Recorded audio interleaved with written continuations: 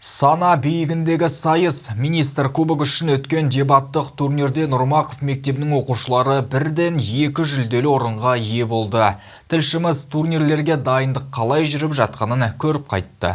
Көп алдында сөз сөйлеумен ойыңды қорғап шығу оңай іс емес. Эльнара Түсіпованың пікірсайысқа қатысудан бірнеше жылдық тәжірибесі бар. Оның айтуынша бұл қабілет тек моральдық тұрғыдан ғана емес, сонымен қатар сұраққа екі жақты көзқараспен қарауға үйретеді. Әртүрлі ғылымдар мен пәндерде білімді толықтырады, эрудицияны жақсартады. Жалпы айтқанда біз осы 9 сыныптан бастағанбыз, яғни ол 1 жыл болды.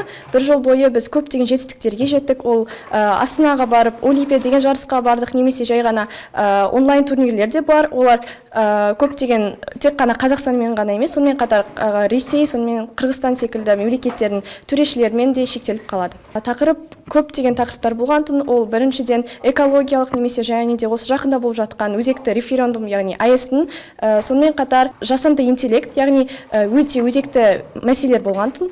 Биылғы жылдың 10-13 қазан аралығында Астанада министр кубогы үшін пікірсайыс бойынша республикалық турнир өтті. Ақыл арпалысы сөз таластыру 3 тілде қазақ, орыс және ағылшын тілінде өткізілген. Талқылауға арналған тақырыптар әйгілі мектептерді ауылдарға көшіруден бастап саяси тақырыптарға дейін қамтылды. Ойын қорытындысы бойынша Нұрмақов атындағы мектептің пікірсайыс клубы ағылшын лигасында 1-ші орын, орыс лигасында 3-ші орын алды және үздік спикер атағы да осы саптан шықты. Пікірталаста бастағы біліммен қатар оларды шебер пайдалана білу керек. Пікірсайыс клубының жетекшісі Айдана Тұтқыштың айтуынша, турнир бірнеше жыл бойы үздіксіз өз шеберліктерін шыңдап жүрген балалардың арқасында жеңіл өтті. Жалпы Нұрмақов дебат клубы бізде 3 жылдан бері жұмыс жасап келе жатыр. 3 лига бойынша, қазақ, орыс, ағылшын лигалары бойынша бірқатар жұмыстар атқарады. Қазіргі таңда клубта 30-ға жуық оқушы бар. Солар облыстық және республикалық деңгейде ең үздік нәтижелерге жетіп отыр. Ағымдағы осы жақында ғана барып келген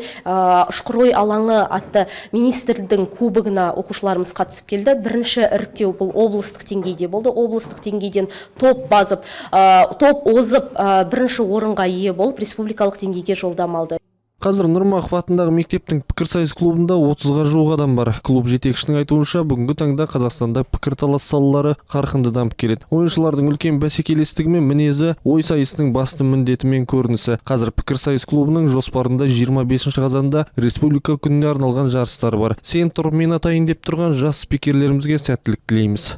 Ерке Қалбек Болат, Шалқар Алтынбеков, Николай Шевелев, 5-ші арна.